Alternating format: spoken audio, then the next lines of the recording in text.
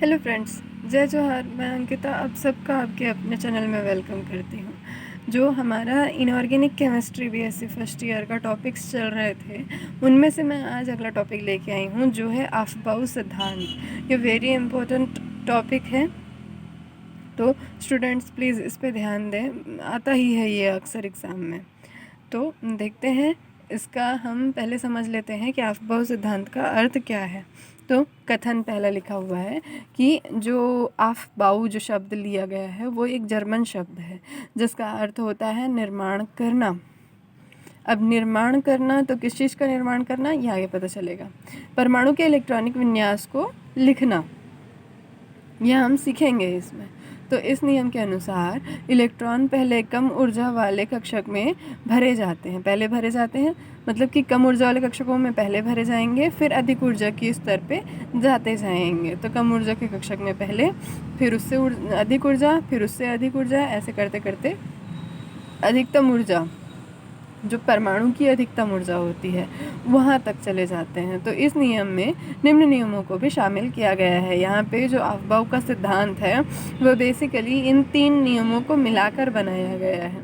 तो इसका पहला नियम है पाउली का अपवर्जन नियम, दूसरा नियम है हुंड का अधिकतम बहुलता का नियम, और तीसरा नियम है N+L का नियम। यहाँ पे N और L आप सब जानते होंगे क्वांटम संख्याएं हैं। जो हमारी 4 क्वांटम संख्याएं होती हैं उनमें से 2 क्वांटम संख्या, एक मुख्य और एक द्विगंशी, ये दोनों क्वांटम संख्याएं हैं जिनको यहाँ पे लिया गया है। ये वो नियम है N+L, दोनों संख्याओं का जो मान होता है उसको ऐड किया जाता है, जोड़ा जाता है, तब वहाँ से ये नियम निकलता है, उससे जो रिज़ल्ट आता है उसका नियम बनाया गया है।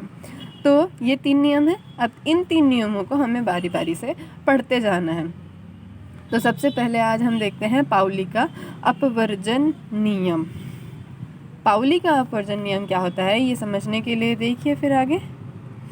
ये है हमारा पाउली का अपवर्जन नियम।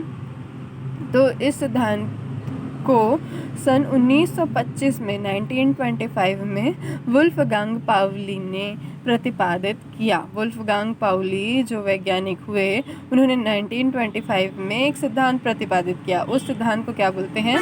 पाउली का अपवर्जन नियम। इस सिद्धांत के अनुसार किन्हीं भी 2 इलेक्ट्रॉनों की चारों क्वांटम संख्याएं एक समान नहीं हो सकती।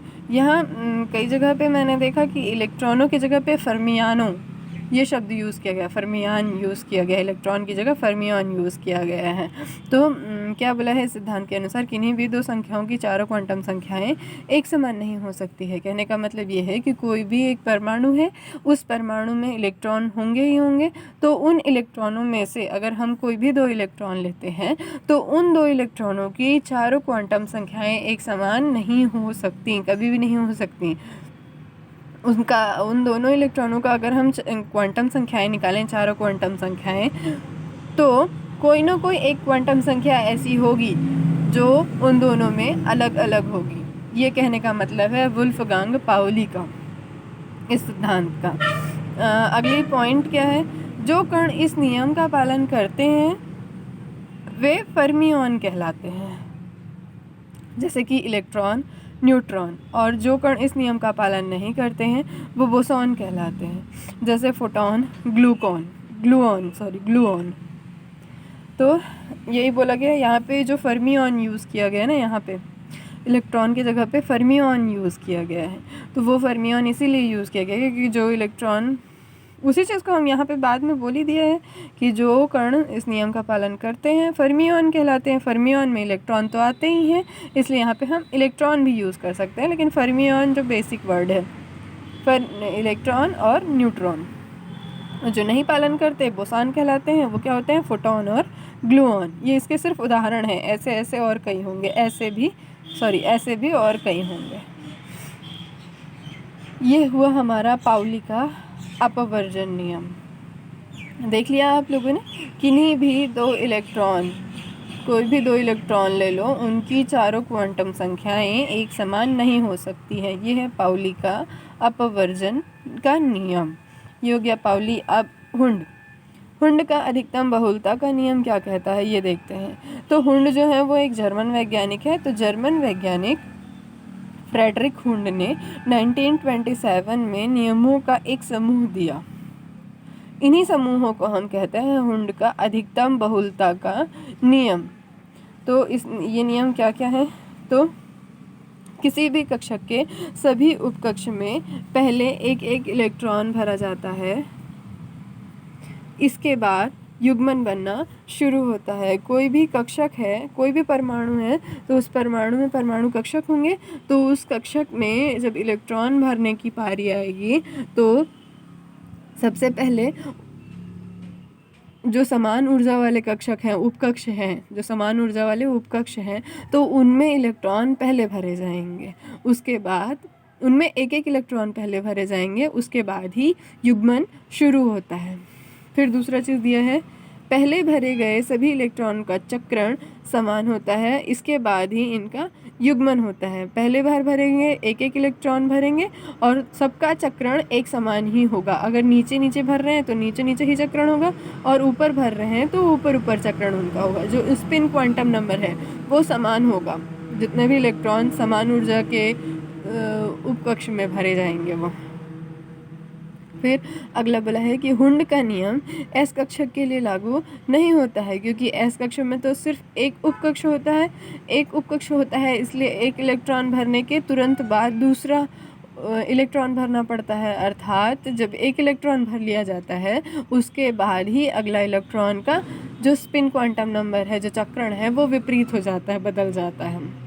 तो इसलिए जो एस उपकक्ष है उसके लिए ये वाला जो नियम है वो पालन नहीं होता है। मतलब ये नियम सिर्फ पी, डी और एफ उपकक्ष के लिए ही लागू होता है। पी में 3 इलेक्ट्रॉन भरने के बाद, डी में 5 इलेक्ट्रॉन भरने के बाद और एफ में 7 इलेक्ट्रॉन भरने के बाद युग्मन शुरू होता है। क्यों?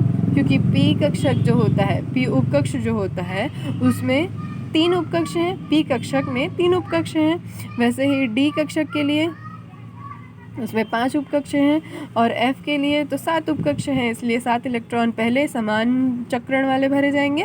उसके बाद जब 7 इलेक्ट्रॉन कंप्लीट हो जाएगा तभी हम जो पहला इलेक्ट्रॉन है उस उपकक्ष का पहला उपकक्ष जो डी कक्षक या एस कक्षक है, डी कक्षक है या एफ कक्षक है, तो उसका जो पहला उपकक्ष होता है तो उसमें जो स्पिन है वो स्टार्ट करेंगे पहले 7, फिर जो 8वां इलेक्ट्रॉन है वो ही पहले में भराएगा।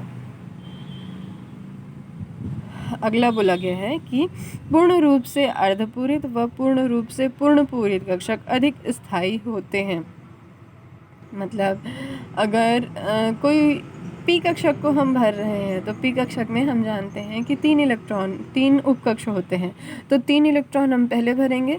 3 इलेक्ट्रॉन भरते ही वो अर्धपूरित हो गया। उसमें कुल मिला के कितने 6 इलेक्ट्रॉन आने थे, 6 में से आधे हमने भर लिए, 3 इलेक्ट्रॉन भर लिए, इसलिए वो अर्धपूरित हो गया। अर्धपूरित हो गया तो ऐसे उपकक्ष जो अर्धपूरित है, या फिर बोला है पूर्ण रूप से पूर्ण पूरित कक्षक।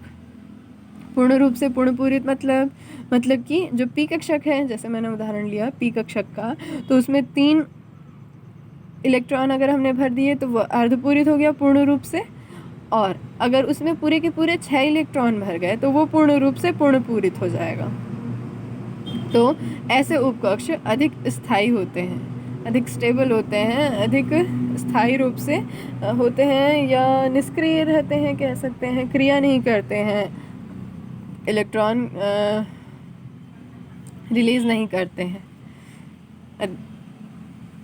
फिर अगला पॉइंट ये बोला है कि यह नियम परमाणुविक भौतिकी के अत्यंत महत्वपूर्ण है, परमाणुविक भौतिकी में अत्यंत महत्वपूर्ण है। समान ऊर्जा कक्षकों में चक्रण समान होता है, अतः पहले एक एक इलेक्ट्रॉन भरने के बाद ही युग्मन बनना शुरू होता है। क्या बोला है यहाँ पे? समान ऊर्जा कक्षकों में चक्रण समान होता है, अतः पहले एक एक इलेक्ट्रॉन भरने के बाद ही युग्मन बनना शुरू होता है। मतलब कि समान ऊर्जा कक्षक कहने का मतलब है कि अगर हम डी कक्षक ले रहे हैं, डी कक्षक के उपकक्ष 5 होते हैं, तो उन 5 के लिए जो ऊर्जा का स्तर है वो समान होता है।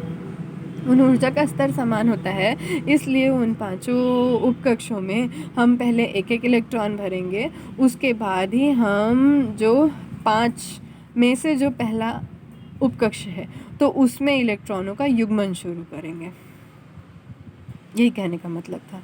अब यहाँ पे आई बारी की जो इलेक्ट्रॉन है वो उसको हम उपकक्ष में भरेंगे कैसे, उसको दर्शाएंगे कैसे। तो उसके लिए हमने एक एग्जाम्पल लिया हुआ है यहाँ पे पी कक्षक के लिए। तो पी कक्षक में इलेक्ट्रॉन ऐसे भरा जाता है, मतलब कि उसमें 3 उपकक्ष हैं, P X, P Y, P Z. तो उनमें पहले एक एक इलेक्ट्रॉन समान चक्रण वाले भरे जाते हैं।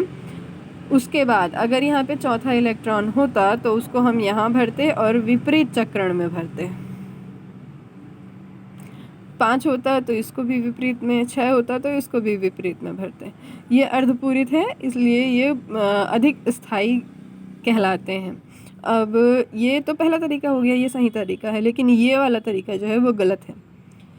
पहले इसमें कैसे भरा गया है, 2 इलेक्ट्रॉन पहले ही भर दिए गए हैं, फिर जो तीसरा इलेक्ट्रॉन बचा उसको दूसरे उपकक्ष में भरा गया है, जबकि ये गलत तरीका है। जो नियम कहता है उसके अनुसार हमें ऐसे भरा जाता है, ये सही तरीका है। तो फ्रेंड्स, उम्मीद है आपको समझ में आया होगा। नहीं आया अगर तो प्लीज़ कमेंट कीजिएगा। मेरा वीडियो पूरा देखने के लिए आप सबका बहुत बहुत धन्यवाद। उम्मीद करती हूँ आप लोगों को मेरा पढ़ाना समझ आ रहा होगा।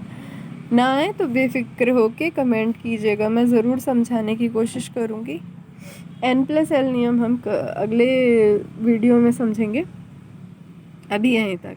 मेरा वीडियो पूरा देखने के लिए आप सबका बहुत बहुत धन्यवाद। Thank you.